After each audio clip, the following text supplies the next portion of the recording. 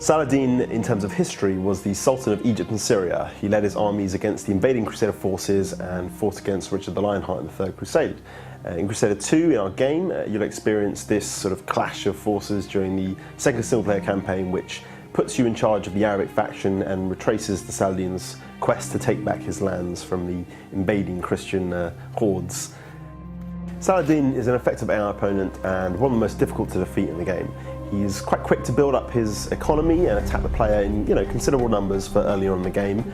He likes to use mainly Arabic faction troops, so Arabic swordsmen, Arabic archers, horse archers and slaves. His economy isn't the most efficient one in the game, but for what he lacks there, he makes up for his ability to trade for goods and weapons, meaning that he can build up an attack quite quickly.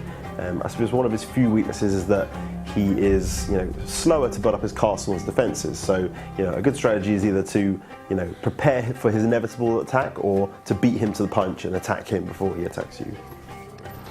A favourite strategy of the Saladins is to use hordes of horse archers to harass the player as scouts or as skirmish parties. He's sort of likely to move them about more than other lords in the game, making them a bit more of a threat than they would otherwise be, but his preference for Arabic troops at least means that you know what's going to be coming. He uses more of them, more numbers to compensate for this lack of variety, but at the end of the day, at least you know what to expect.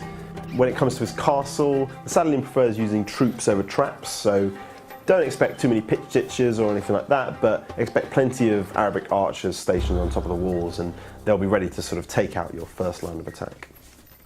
So a mix of crossbowmen and either Crusader or Arabic archers are generally the best way to handle an approaching force led by the Saladin and defend against him. You'll want crossbowmen for their firepower, their ability to take out armoured units, but you'll also want the archers in there for a good rate of fire, and using their arrow volley ability you can also put a dent in his forces that way.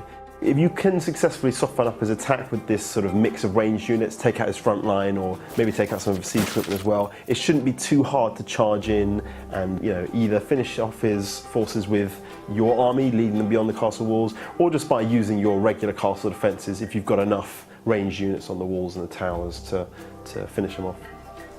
Saladin is quite a balanced character. Once his defences are set up, they're usually quite good and he's by no means a walkover. You can use classic horse archer tactics, so that does work. The Crusader 1 tactic does work again, but you'll need greater numbers than usual. The Saladin's lack of traps means that he'll have a greater number of archers on the wall, so you need to match those numbers. One way to take advantage of his lack of traps is to use the units that you would normally send in as cannon fodder to absorb damage and set off the traps, like slaves and convicts. Use these guys to either set fire to his buildings outside his castle, or to just use them to take down the walls.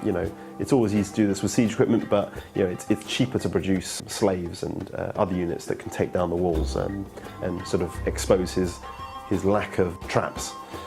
Either way, you should probably expect fairly heavy casualties, with the Saladin making up for his lack of traps with a hell of a lot of archers and quite a few bits of stationary equipment too.